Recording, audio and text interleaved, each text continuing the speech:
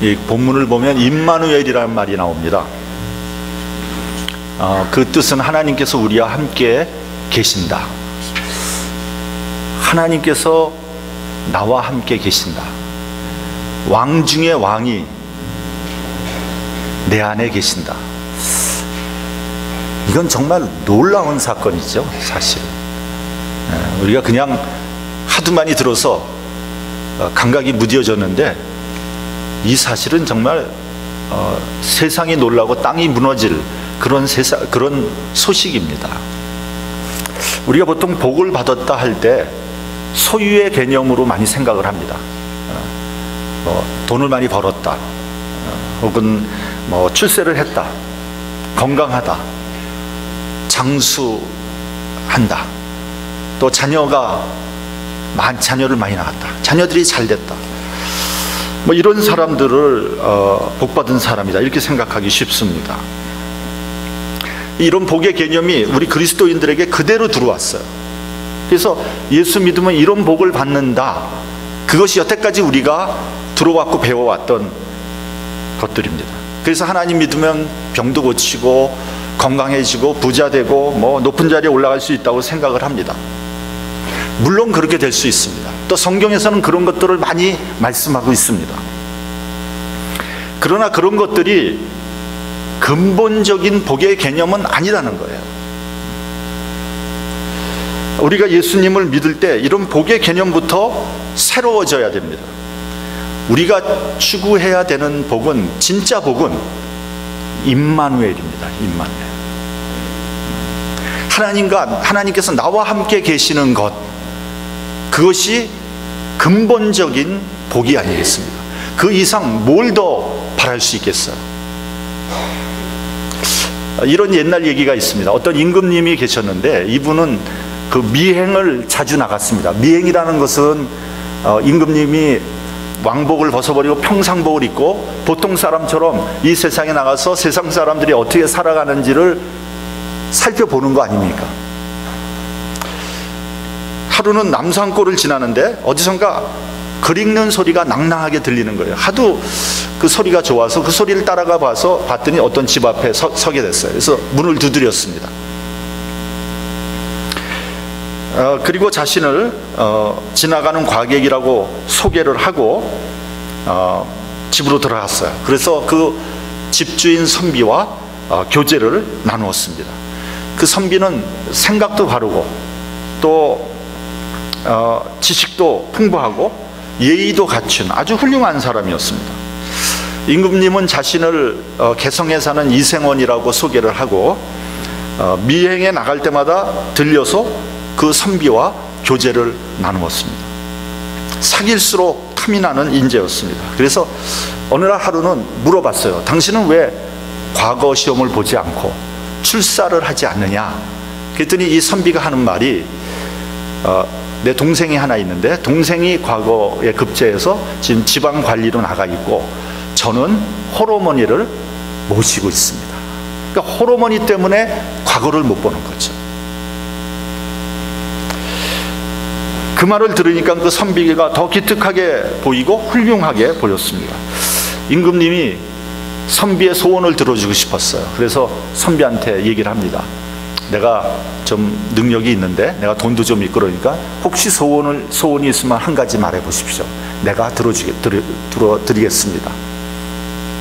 이 선비가 하는 말이, 다른 소원은 없고요, 한 달 후에 우리 노모의 칠순 잔치입니다.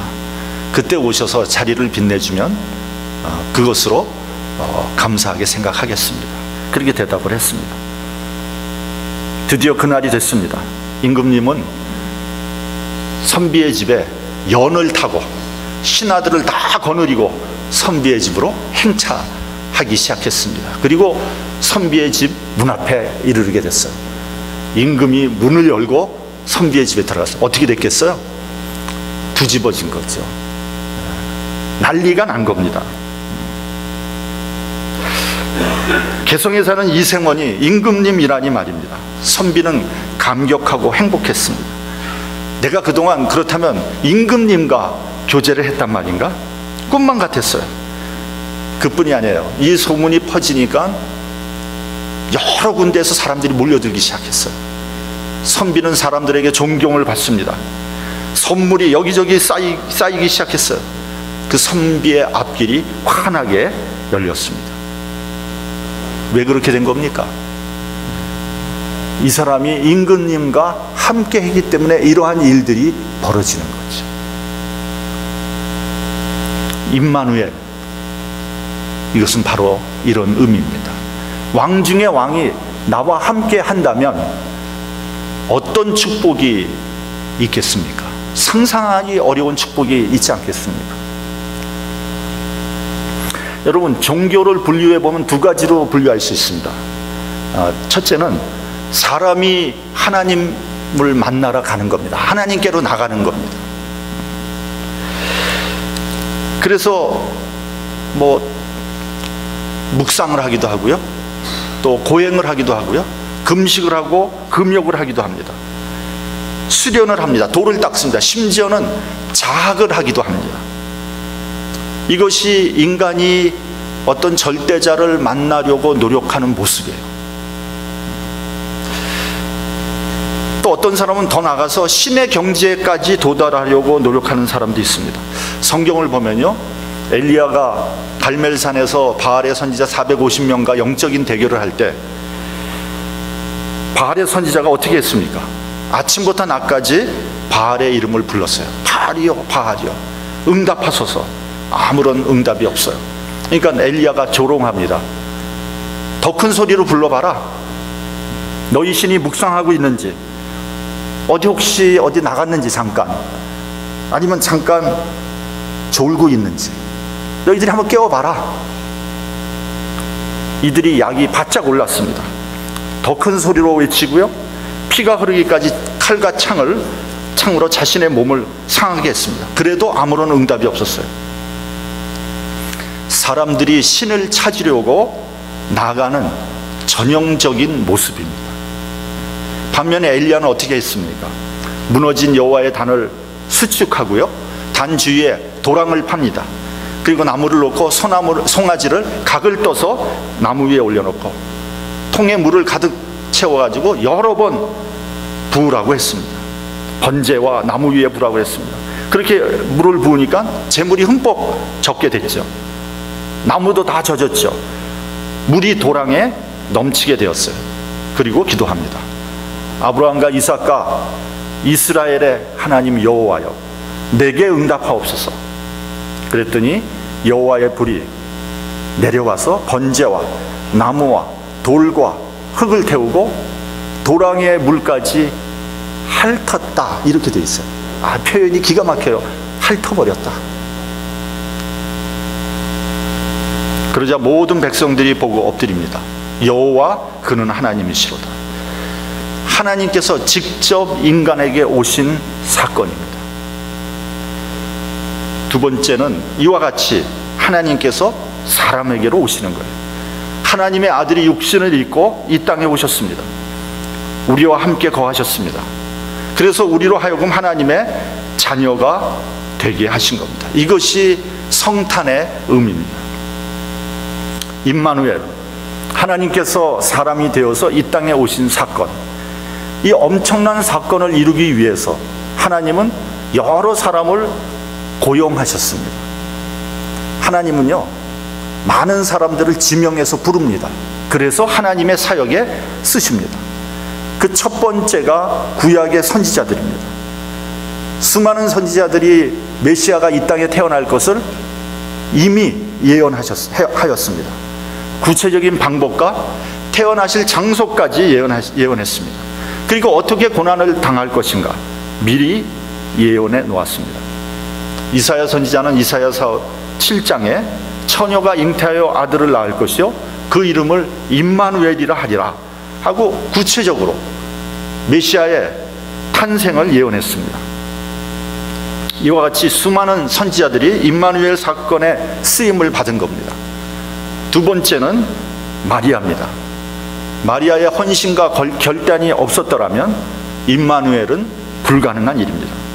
마리아에 대해서는 제가 지난주에 설교를 했으니까 줄이겠습니다.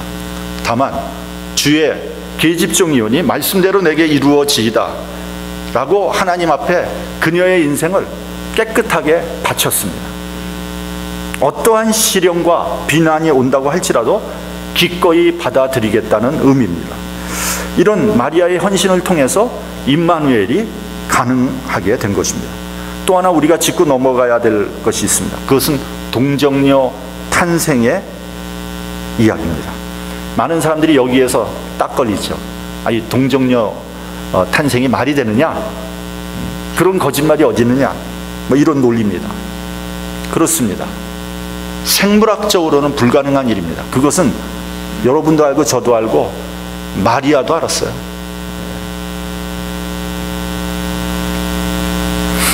그래서 마리아는 가브리엘 천사에게 이렇게 말했죠. 내가 사내를 알지 못하는데 어찌 그런 일이 일어날 수 있겠습니까? 그러니까 마리아도 이해하지 못했고 믿지 못했습니다. 그러나 여러분, 동정녀 탄생은 어느 날 갑자기 마리아한테 온 것이 아니에요. 이미 말씀드렸지만 이사야 선지자에 의해서 예수님 태어나기 700여 년 전에 예언된 사건입니다. 예수님은 말씀 그대로 이 땅에 오신 겁니다. 여러분, 우리가 성경 첫 장에 나오는 천지창조를 믿는다면, 그리고 성경의 가장 중심이 되는 부활의 사건을 믿는다면 동정녀 탄생을 믿지 못할 아무런 이유가 없습니다. 우리가 성경을 볼 때요, 우리의 수준으로 보면 안 됩니다. 우리의 수준으로 알 수 있는 하나님, 그런 하나님을 뭐하러 믿겠어요? 우리가 상식적으로 믿을 수 있는 것을 믿으라, 그건 믿음이 아니죠. 그거는 상식이고 그건 팩트입니다. 팩트, 사실입니다. 상식적으로 믿지 못하기 때문에 믿음이 필요한 거죠. 그래서 제가 늘 얘기 드리지만 믿음은 상식을 초월하는 겁니다. 믿음은 상식을 초월하는 거예요. 세 번째는 요셉입니다. 우리 본문 18절 같이 봉독하겠습니다. 자, 시작. 예수 그리스도의 나심은 이러하니라. 그 모친 마리아가 요셉과 정혼하고 동거하기 전에 성령으로 잉태된 것이 나타났더니, 유대의 결혼 풍습을 보면 정혼이란 단계가 있습니다. 근데 말이죠, 어떤 면에서 이 정혼은 결혼보다 더 중요한 겁니다. 왜냐하면 정혼은 두 사람이 같이 합방하지는 않습니다. 그러나 랍비 앞에서 부부 서약을 하는 정식 부부가 되는 거예요. 만약에 정혼을 했는데 그 사이에 남편이 죽습니다. 그러면 그 여자는 과부가 되는 겁니다. 정혼은 1년 동안 하나님 앞에서 같이 살 것을 준비하는 아주 중요한 기간입니다. 그리고 그 1년 후에 후파라고 하는 결혼식을 거행하게 되는 겁니다. 근데 여러분, 결혼식은 그야말로 친척과 친지들 또 아는 사람들에게 알리는 요식 행위에 불과한 겁니다. 사정에 따라서 결혼식을 하지 않을 수도 있습니다. 왜요? 이미 정혼한 상태인데요. 이미 정식 부부인데요. 여기에서 마리아의 동정녀 잉태에 절묘한 묘수가 있습니다. 마리아는 동정녀였지만 정혼한 상태였고 요셉이라는 남편이 있으니까 임신을 해도 보호받을 수 있게 된 겁니다. 따라서 여기에서 성경에서 말씀하는 두 가지 진리가 이루어진 것입니다. 하나는 동정녀 탄생이 가능하게 된 것이고요, 두 번째는 예수님이 혈통적으로 다윗의 후손이었다는 사실입니다. 자, 이 사건을 우리가 요셉의 입장에서 한번 조명해 보기를 바랍니다. 마리아에게는 보호자가 필요했습니다. 따라서 정혼한 여자였어야 되는 거죠. 그리고 정혼자인 요셉의 이해와 협조가 필요했던 겁니다. 본문 19절을 보면요, 요셉은 의로운 사람이라고 했습니다. 왜 요셉을 의로운 사람이라고 했을까요? 저를 드러내지 않고 가만히 끊으려고 했기 때문입니다. 그러니까 여러분, 요셉의 입장에서 보면 눈이 뒤집힐 노릇이죠. 자신과 정혼한 여인인 마리아가 합방도 하지 않았는데 임신을 하게 된 거예요. 근데 이거는 분명히 다른 남자가 있다는 의미죠. 율법에 의하면 마리아의 임신 사실을 알리고 마리아의 자백을 받아야 되는 거예요. 그러면 분명히 마리아는 돌에 맞아 죽을 수밖에 없게 되는 거죠. 그것이 율법적으로는 맞을지 몰라도 마리아에게는 가혹한 일이 아닐 수 없습니다. 여기에서 요셉은 깊이 생각합니다. 마리아에게는 말할 수 없는 어떤 피치 못할 사정이 있을 것이다. 참기 어려운 고통이지만 차라리 마리아를 조용히 내보내주고 그 대신 그 모든 누명을 자신이 뒤집어 쓰자, 이렇게 생각을 한 거예요. 그러니까 다시 말하면 정원 기간 동안 요셉은 마리아와 동침을 하게 된 거예요. 그리고 임신을 하게 되니까 내쫓아 버린 거가 되는 겁니다. 그러니까 요셉은 자신은 세간의 비난을 받으면 그걸로 끝나지만 마리아는 돌에 맞아 죽지 않아도 되게 되는 거죠. 자신이 모든 허물을 뒤집어 쓰고 마리아에게는 새로운 기회를 주려고 한 것입니다. 여기에 요셉의 인격이 있습니다. 그리고 요셉의 인내가 있습니다. 이런 요셉의 자비롭고 아름다운 마음을 의롭다고 본 것입니다. 여기에서 여러분, 요셉이 깊이 생각하고 요셉이 인내한 이것을 한번 잘 생각해 보시기 바랍니다. 여러분 혹시 고재봉이라는 사람 아시죠? 고재봉 이름 못 들어본 사람 한번 손 들어보세요. 우리 여기에는 아마 없을, 못 들어봤어요. 그 분명히 1963년 이후에 태어난 분이야. 왜 그러면 그 사건이 1963년에 일어난 사건이거든. 이 고재봉은 1963년 이중령의 가족 6명을 도끼로 때려 죽이고 사형을 당한 악명 높은 사람입니다. 이 고재봉이 군 복무를 하던 때 부대장이었던 박모중령의 당번병으로 사택으로 가서 잔심부름을 했어요. 근데 어느 날 박중령의 서재에 들어가서 일을 하다가 서재를 나오면서 조그만 물건을 들고 나왔어요. 근데 그것이 걸린 거예요. 그래서 군 형무소로 가게 됐고 7개월간 군 형무소에서 감옥을 살게 됐어요.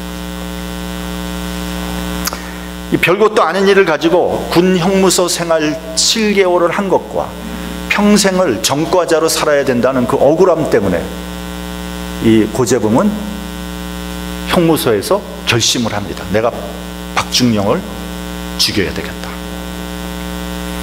고재봉은 출소를 하자마자 박중령 집에 찾아가서 잠자고 있는 박중령의 가족 6명을 차례로 도끼로 죽이고 말았습니다. 그 당시 이 고재봉의 범행이 알려지자 세상은 경악했죠. 세상에 어떻게 이런 일이 있을 수 있는가. 근데 말이죠, 사실은 박중령의 가족은 그 사이에 다른 곳으로 전출해 버렸고요. 그 사택에는 새로 온 이득주 중령이라는 가정이 거기서 머무르고 있었던 거예요. 고재봉은 엉뚱한 사람을 죽이고 만 거예요. 사형 선고를 받고 기다리고 있던 고재봉은 당시 교도소를 전도하던 안국선 전도사의 전도를 받고 성경을 읽기 시작했고요. 감옥에서 살아계신 예수님을 만나게 됩니다. 그리고 사형받기 전에 자신이 살해한 이중령의 어머님에게 편지를 썼다고 합니다. 그 편지의 내용은 이렇습니다. 어머님, 원수 악마도 저 같은 악마가 없을 텐데 저는 지금 제가 지은 엄청난 죄를 생각하면서 한없이 누이치며 몸부림치고 있습니다. 제 목숨 하나 없어지는 것으로 속죄할 길이 없으니 어떻게 해야 좋겠습니까? 어머님이 사랑하는 가족이 살해당했다는 소식을 듣자마자 졸도하셨다는 말을 들었을 때 제 마음은 갈기갈기 찢어졌습니다. 차라리 제가 어머님이 원하시는 방법으로 죽어 어머님의 마음을 조금이라도 풀어드릴 수 있다면 그렇게 하겠지만 갇힌 몸이라 그럴 수도 없습니다. 어머님 믿음이 깊다고 들었습니다. 짐승만도 못한 인간 감히 용서를 구합니다. 어머님께 무릎 꿇고 두 손 모아 빌겠습니다. 저도 전도를 받아 하나님을 믿기로 했습니다. 저 같은 끔찍한 죄인이 회개한다고 죄사함을 받을 수 있을지 모르겠지만 죽어서 만약에 천국에 가면 중령님께 용서를 빌고 용서받는다면 중령님의 부하가 되어 명령대로 복종하며 살겠습니다. 저를 꼭 용서해 주시기 바랍니다. 고재봉은 또 이런 말도 했다고 합니다. 내가 진작 예수를 믿었다면 그런 끔찍한 일을 하지 않았을 텐데. 여러분 혹시 그런 경험 있습니까? 조금만 참았을까? 조금만 깊이 생각했더라면 그런 일이 일어나지 않았을 텐데. 그것을 참지 못하고 경솔하게 행동해서 실수하고 말았어요. 후회할 짓을 하고 말았습니다. 그래서 인생이 얼마나 꼬였는지 모릅니다. 여러분, 요셉은요 깊이 인내하고 생각하는 사람이었어요. 당시의 관습으로 마리아를 돌로 죽인다고 해도 비난할 사람은 아무도 없습니다. 오히려 율법적으로는 옳다고 말할지도 모릅니다. 그러나 요셉은 인내했습니다. 침묵했습니다. 깊이 생각했습니다. 그리고 마리아의 살 길을 열어줬습니다. 얼마나 아름다운 모습입니까? 저는 요셉의 이야기를 묵상할 때마다 믿음의 뿌리가 깊고 진중한 사람이로구나 하는 생각이 듭니다. 여러분, 믿음은요 흔들리지 않는 겁니다. 바람이 불고 고난이 오고 시련이 닥쳐도 흔들리지 않는 사람, 이 사람이 믿음의 사람이에요. 근데 어떤 사람은요 상황에 따라 여지없이 흔들려요. 남이 뭐라 그러면 글로 갔다가, 여기가 좋다면 일로 갔다가, 마치 흔들리는 갈대 같아요. 이런 사람은요 하나님께서 들어쓰지 못하는 겁니다. 믿음이 없는 사람이에요. 여러분, 상황은 항상 우리를 힘들게 하고 두렵게 하고 불안하게 하고 흔들어댑니다. 상황에 따라 흔들리면요 사람 꼴이 안 됩니다. 특히 여러분 남편들이요 상황에 따라 흔들리지 마세요. 그러면 부인에게 존경받지 못합니다. 상황이 어떻든 굳건히 쓰세요. 그것이 믿음입니다. 복음서를 보면 예수님과 제자들이 배를 타고 건너편으로 건너가는 그런 장면이 나오죠. 그때 큰 광풍이 붑니다. 배에 물이 들어오고 배는 여지없이 흔들립니다. 제자들이 어쩔 줄을 모르고 우왕좌왕하는데 예수님은 태연하게 주무시고 계셨어요. 아니, 배가 흔들려서 지금 당장 배가 뒤집어질 것 같은데 예수님은 태연히 주무시고 계셨다. 제자들이 예수님을 흔들어 깨웁니다. 선생님이요, 우리가 다 죽게 생겼습니다. 어찌하면 좋겠습니까? 예수님이 바람을 꾸짖으시죠. 바다를 잔잔하게 하셨습니다. 그리고 제자들에게 이렇게 말씀하십니다. 어찌하여 이렇게 무서워하느냐? 어찌하여 믿음이 없느냐? 믿음이 적은 자여. 여러분, 흔들리지 않는 믿음이 있다면 상황은 결국 잔잔해질 수밖에 없습니다.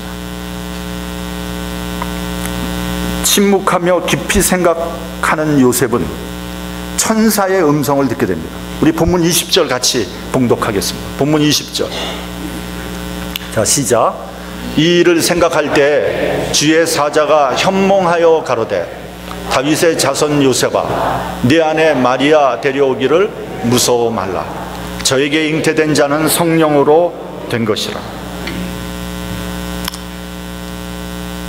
요셉아, 네 아내 마리아 데려오기를 무서워 말라.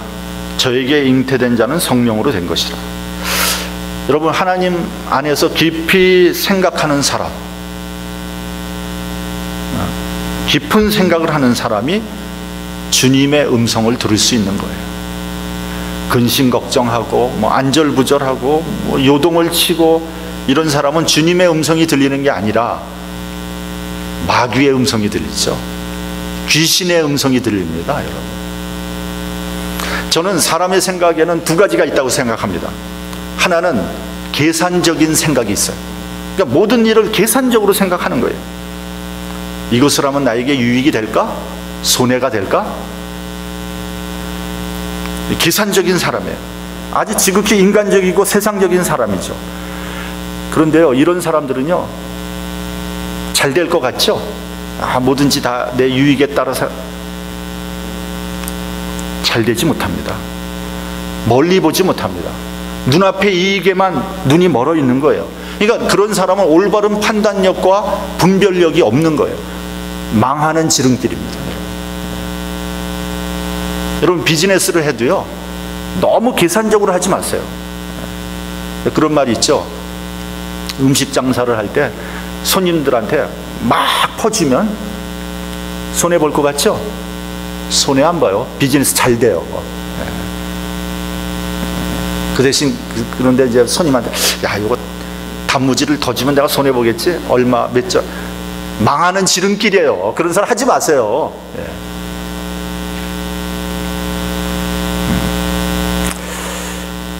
둘째는 어떤 생각이 있냐면, 제가 수수께끼를 한번 내보겠습니다.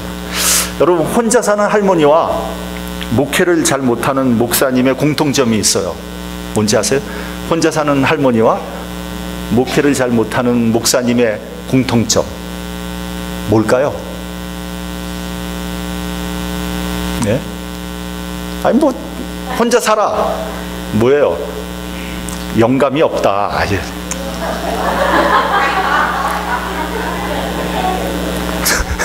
둘째는 영감적인 생각이에요. 영어로 얘기하면 inspired thinking. 하나님이 주시는 생각입니다. 여러분, 어떤 중요한 결정을 할 때 내가 얼마나 이익을 볼 것인가, 손해를 볼 것인가를 계산하지 마세요. 그 일 가운데 하나님의 뜻이 어디 있는가를 생각하고 결정하십시오. 그래서 그 결정이 다소 나에게 손해가 될지는 모르지만 긴 안목으로 볼 때 나에게는 물론이고 많은 사람에게 유익을 끼치게 될 것입니다. 여러분, 우리 특별히 한사랑 장로교회 성도들은요, 계산적인 생각으로 살아가는 것이 아니라 하나님이 주시는 영감적인 생각으로 살아가시기 바랍니다. 유명한 작곡가 하이든이 천지창조를 작곡하고 이제 초연을 하는 겁니다. 많은 사람들 앞에 연주를 지휘를 하고 했어요. 많은 사람들이 너무 큰 감동을 받았어요. 그래서 하이든에게 물어봅니다. 당신은 어떻게 이렇게 웅장하고 섬세하면서도 아름다운 이런 곡을 쓸 수 있습니까? 이건 사람이 쓴 곡이 아닙니다. 그때 하이든은 서슴없이 대답을 했습니다. 뭐라 그랬냐면, 하나님께서 나에게 영감을 주셨습니다. 여러분, 우리 그리스도인들은 영감으로 살아가는 사람들이에요. 요셉은요, 인간적인 손해와 비난, 시련과 불명에 받을 각오를 했습니다. 그리고 하나님의 말씀을 그대로 순종했습니다. 주저하지 않고 마리아를 데려왔습니다. 아기를 낳기까지 동침하지 않고 거룩하게 구별된 삶을 살았습니다. 여러분, 하나님은요, 사려 깊게 생각하고요, 상황에 따라 흔들리지 않으며 하나님의 사역을 위해서라면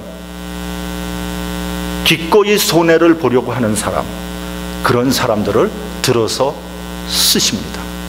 저와 여러분, 너무 계산적으로 살지 맙시다. 하나님의 영감으로 사시기 바랍니다. 더 깊이 생각하시면서 일을 처리하시기 바랍니다. 상황에 따라 흔들리지 마십시오. 하나님의 사역을 위해서 기꺼이 손해를 보십시오. 그런 사람들이 축복받은 사람들입니다. 성탄의 날, 성탄의 주일, 하나님이 기뻐하시는 저와 여러분이 되시기를 주님의 이름으로 간절히 축원합니다. 기도하겠습니다.